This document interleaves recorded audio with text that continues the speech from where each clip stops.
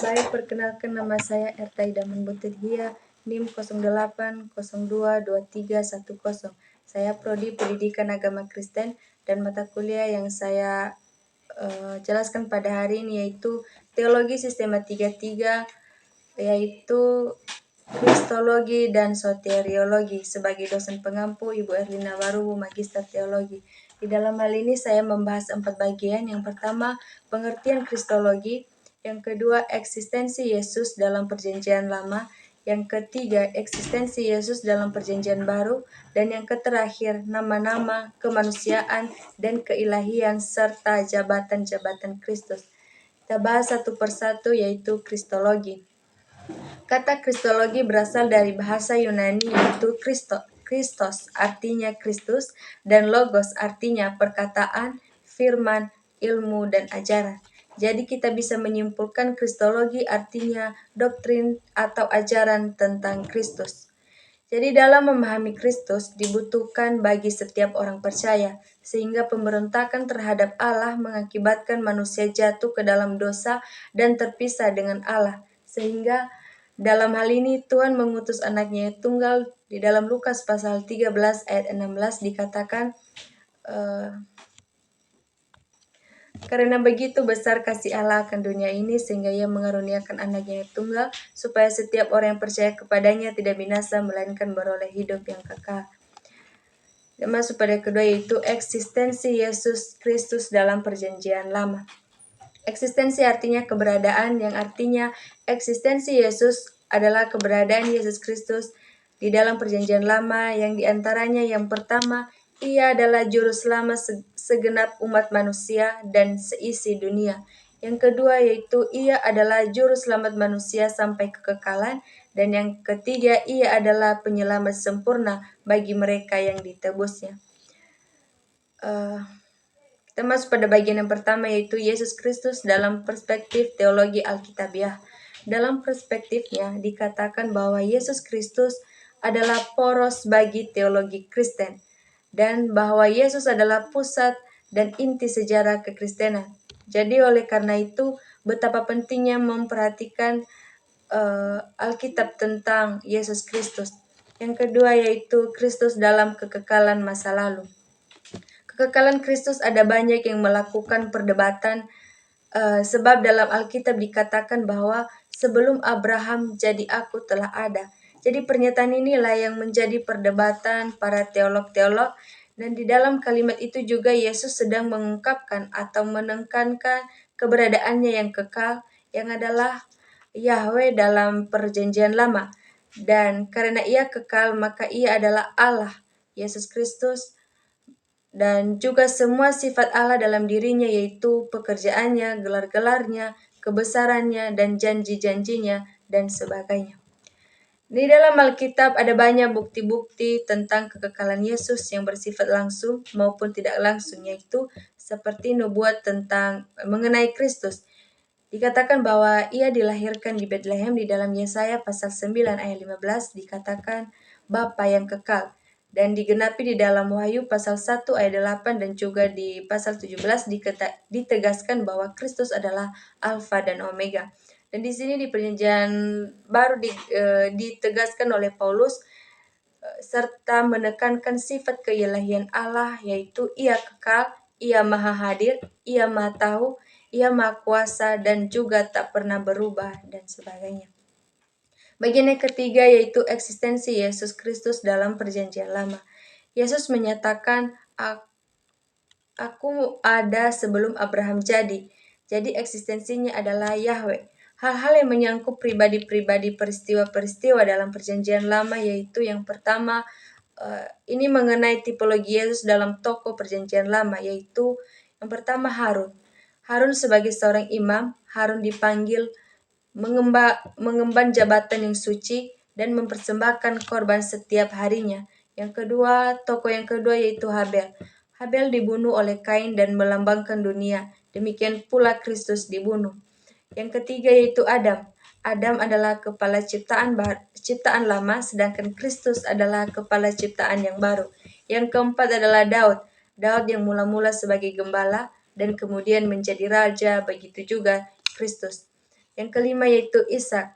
Ishak maupun Kristus sama-sama merupakan mujizat sejati. Kelahiran keduanya merupakan janji Allah yang jauh sebelumnya. Yang keenam adalah Yusuf. Yusuf adalah gambaran Kristus. Keduanya dilahirkan oleh campur tangan Kristus dari Allah. Keduanya dijual dengan nilai uang perak. Yusuf dijual dengan 20 shikal perak dan Yesus dijual 30 keping perak. Yang terakhir yaitu Yosua. Yosua sebagai tipologi Kristus. Yosua menggantikan Musa sama seperti Kristus menggantikan Musa dan hukum Taurat. Tipologi Yesus Kristus dalam peristiwa-peristiwa dalam perjanjian lama yang pertama yaitu pakaian Adam dan Hawa. Kejatuhan dan hukuman dosa Adam dan Hawa, Tuhan berinisiatif membuat pakaian dari kulit binatang untuk manusia itu. Peristiwa ini menjelaskan bahwa pengorbanan dan kematian Kristus yang tengah sempurna menutupi keberdosaan manusia. Yang kedua yaitu pemeliharaan dalam Batara. Allah meluputkan orang benar dari penghukuman yang merupakan aspek utama dari pekerjaan Yesus Sang Juru Selamat. Allah menyelamatkan Nuh dari air bah karena dia adalah orang yang percaya kepada Tuhan. Yang ketiga yaitu pembebasan dari Mesir. Kristus satu-satunya keselamatan dan menyelamatkan Israel dari tanah Mesir.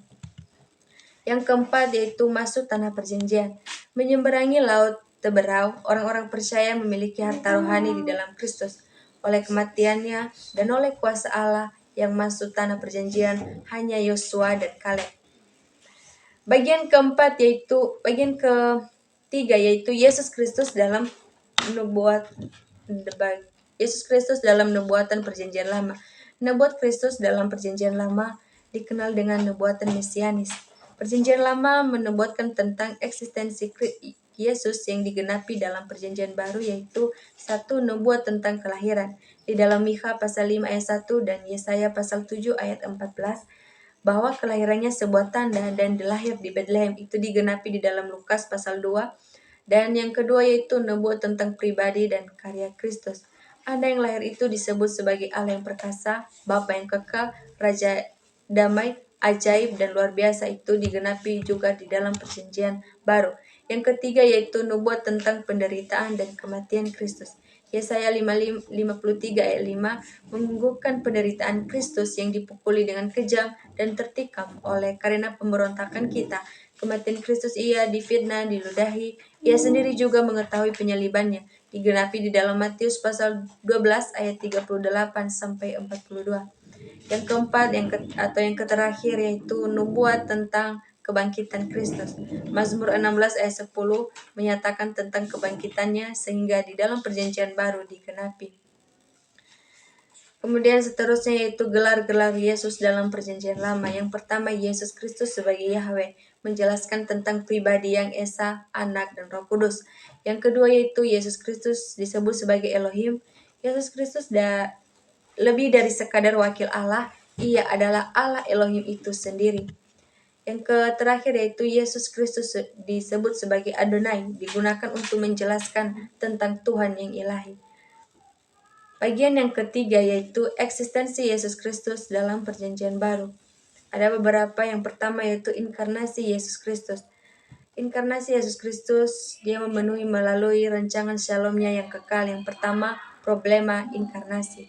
Di dalam inkarnasi, Yesus Kristus memiliki segala sifat dan atribut Allah sejak kekekalan sampai pada ia berinkarnasi dan Allah itu tidak pernah berubah. Yang kedua, pengertian inkarnasi Kristus. Inkarnasi Kristus merupakan karya Kristus, yaitu pribadi kedua Tritunggal yang mengambil bentuk rupa dan insani untuk menyatukan sifat kealahan dengan sifat manusia.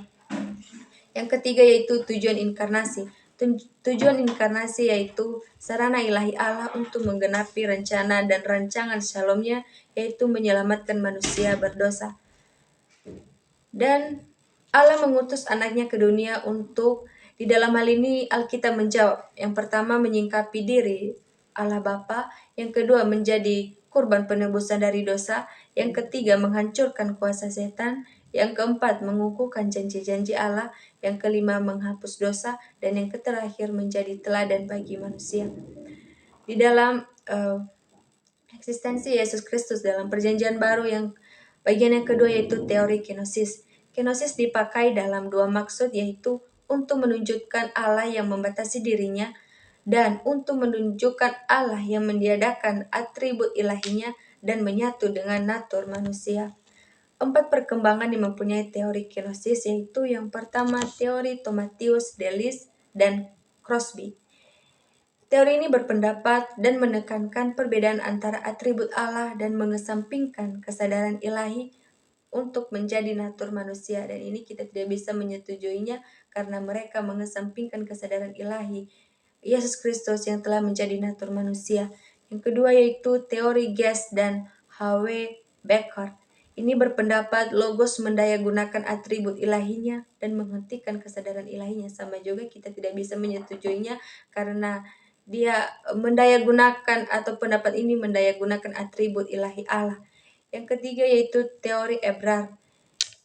Teori Ebrard berpendapat inkarnasi logos yang mengambil tempat dan jiwa manusia. Ini sama juga kita tidak setuju dalam teori ini karena inkarnasi firman atau logos yang telah mengambil tempat dan jiwa manusia. Yang terakhir yaitu teori Martesen. Ini berpendapat bahwa logos tidak berdaya guna kesatuan dengan natur manusia di dalam Yesus Kristus.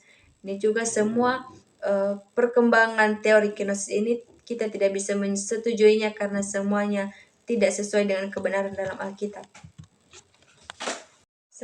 Selanjutnya kehidupan dan karya Kristus. Yang pertama, kelahiran sampai kehidupan Yesus Kristus diawali dengan pernyataan Allah melalui malaikatnya kepada Maria dan Yusuf. Yang kedua, kematian dan pengorbanan Yesus. Dia disalibkan tanpa salah, kematiannya disertai dengan keajaiban, kematiannya menunjukkan keajaiban, dan kematian Yesus adalah aspek penting dalam karyanya. Dan ada beberapa implikasi dari kematian Yesus Kristus secara teologis yang utuh, yaitu yang pertama, korban pendamaian dan atau pemulihan. Allah mendamaikan manusia dan menjadi korban yang tak bercacat celah.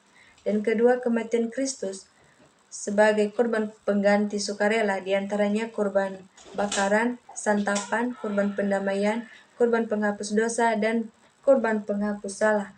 Yang ketiga yaitu pengorbanan Kristus sebagai jalan pendamai, dan yang keempat kematian Kristus Yesus dengan karya penebusan telah menebus dosa manusia. Yang ketiga yaitu kebangkitannya. Salah satu kebenaran dasar dari iman Kristen, Alkitab menjelaskan tentang kebangkitan Kristus, yaitu yang pertama penampakannya. Dia menampakkan diri kepada Maria Magdalena, kepada perempuan lain yang berjalan di kuburannya, yang ketiga kepada Petrus, yang keempat murid-murid, yang kelima ke-10 murid Yesus, yang keenam ke-11 murid Yesus, dan yang terakhir kepada ke-7 murid di Galilea. Dan juga dibuktikan bahwa kubur kosong sebagai saksi kebangkitannya. Yang selanjutnya itu kenaikan Yesus Kristus. Yang pertama terangkat ke sorga, dan tujuannya adalah untuk menjadi pelopor, menyediakan tempat bagi umatnya, seterusnya menyatakan dirinya di hadapan demi nama Bapa, dan memberi jaminan hidup yang kekal. Selanjutnya adalah nama-nama kemanusiaan dan keilahian serta jabatan-jabatan Kristus. Yang pertama yaitu nama-nama Kristus. Ada beberapa nama dan gelar yang telah dianugerahkan kepada Kristus berkaitan dengan peran dan pekerjaannya, yaitu yang pertama Yesus. Injil Sinoptik Matius dan Lukas telah mencatat sebuah nama yang diberikan oleh malaikat kepada anak manusia, yaitu Yesus. Kita bisa melihat dalam Matius pasal 1 ayat 21 dan dalam Lukas pasal 1 ayat 31. Yesus dalam nama pribadi yang diberikan Allah kepada anak manusia. Kata itu berasal dari kata Yunani, yaitu penyelamat atau juru selamat. Secara etimologis, nama Yesus berasal dari kata kerja Ibrani, yaitu yasa, artinya menyelamatkan. Kemudian nama Yesus diserbaluaskan dalam kalangan Yahudi dan di seluruh dunia sebagai satu-satunya juru selamat secara rohani dan jasmani di bumi dan di sorga. Nama kedua Tuhan yaitu Kristus. Nama Kristus adalah jabatan yang melekat pada Yesus yang setara dengan predikat Mesias dalam Perjanjian Lama. Istilah Mesias berasal dari kata Ibrani yaitu Mashiach, artinya yang diurapi. Dalam konteks Perjanjian Lama, orang-orang yang telah diurapi adalah raja dan imam. Dalam perkembangan selanjutnya, istilah Mashiach diterjemahkan ke dalam bahasa Yunani dengan kata Kritos dari kata Kyrio, artinya mengurapi. Nama yang ketiga yaitu Tuhan. Nama lain yang dikenakan pada Yesus adalah Tuhan. Kita bisa melihat dalam Lukas pasal 2 ayat 11. Ada seorang yang bernama Berhoff menjelaskan penyebutan nama Tuhan, yaitu yang pertama sebagai nama yang setara dengan Yehova, yang kedua sebagai pengganti nama Adonai, yang ketiga sebagai gelar penghormatan tertinggi. Selanjutnya dalam Perjanjian Baru, nama Tuhan yaitu yang pertama sapaan dan hormat yang sangat dihargai, kedua sebagai pernyataan kepemilikan otoritas, yang ketiga sebagai otoritas yang mulia. Nama yang keempat yaitu anak manusia. Yesus memakai istilah anak manusia dan anak Allah untuk dirinya sendiri. Yesus memakai istilah anak manusia untuk dirinya sendiri sebanyak 80 kali dalam keempat Injil dalam konteks inkarnasi. Yang kelima adalah anak Allah. Dalam Perjanjian Baru, pengakuan Yesus sebagai anak Allah datang dari yang pertama langsung dari sorga, yang kedua Petrus mewakili para murid, dan yang ketiga perwira Romawi. Dia dilahirkan secara supranatural sebagai Mesias, sebagai anak Allah. Dia telah melakukan dengan sempurna seluruh kehendak Bapa, sehingga dia telah menyatakan kealahannya secara sempurna. Yang kedua yaitu kemanusiaan Kristus. Bukti kemanusiaan Yesus yaitu yang pertama lahir secara manusia di dalam Lukas pasal 1 ayat 2. Yang kedua memiliki sifat dan perasaan manusia. Yesus dapat letih, dapat haus, sedih, bahkan dia mengalami kematian. Yang ketiga yaitu memiliki keterbatasan manusia. Dan yang keempat memiliki kelemahan manusia. Sewaktu dia berseru di atas kayu salib, Eli Eli lama sabachthani. Yang ketiga yaitu keilahian Kristus. Kebenaran tentang keilahian Kristus dipertegas melalui beberapa fakta Alkitab. Yang pertama, pengajarannya. Di dalam pengajarannya, Yesus menyatakan bahwa dirinya adalah jalan, roti hidup. Dan di pengajarannya juga berkata, Aku dan Bapa adalah satu. Yang kedua yaitu pengakuannya. Yesus mengakui bahwa dia adalah Mesias. Ia juga mengakui bahwa Bapa di dalam aku dan aku di dalam Bapa. Yesus mengakui bahwa ia adalah jalan dan kebenaran. Ia adalah terang dunia dan ia adalah gembala yang baik. Yang ketiga yaitu tindakannya. Ada beberapa tindakan-tindakan Yesus yang membuktikan bahwa dia adalah Allah, yaitu yang pertama Yesus mengampuni dosa, dua Yesus memberi hidup, yang ketiga Yesus akan menghakimi dunia, selanjutnya Yesus memelihara, dan yang terakhir Yesus menerima penyembahan. Selanjutnya jabatan-jabatan Yesus Kristus. Dalam mewujudkan karya agungnya, Yesus memerankan jabatannya sebagai nabi, imam, dan raja. Yang pertama, Yesus sebagai nabi. Nabi adalah seseorang yang berbicara secara langsung kepada Allah. Dia mendatangkan wahyu, melayani, dan menjadi utusan, dan berbicara atas nama Tuhan. Jadi dengan demikian, Yesus telah menunjukkan dan membuktikan kapasitasnya sebagai nabi melalui pelayanannya. Namun demikian, kenabian Yesus tentu berbeda dengan nabi yang lain. Nabi-nabi biasa hanya menyampaikan firman Allah sejauh yang diwahyukan Allah kepadanya. Sedangkan Yesus bukan hanya menyampaikan kebenaran, dia sendirilah kebenaran itu. Yang kedua, Yesus Kristus sebagai imam. Imam menjadi keperluan rohani utama bagi umat Israel yang sedang bernazar untuk setia beribadah pada Tuhan. Adapun ciri-ciri nabi yang dituliskan kitab Ibrani, yang pertama, imam dipilih di antara orang-orang untuk menjadi wakil mereka. Yang kedua, imam dipilih oleh Tuhan. Yang ketiga, imam ditetapkan bagi manusia dalam hubungan dengan Allah, khususnya dalam hal religius. Yang keempat, imam mempersembahkan korban karena dosa seseorang. Yang kelima, imam bersyafaat bagi umat Tuhan. Dan yang keenam, imam memberkati umatnya dalam nama Tuhan. Dan yang ketiga, Yesus Kristus sebagai Raja. Sudah jelas bahwa Yesus adalah Raja di atas segala Raja. Demikian yang saya jelaskan dan yang saya sampaikan. Saya ucapkan terima kasih. Shalom.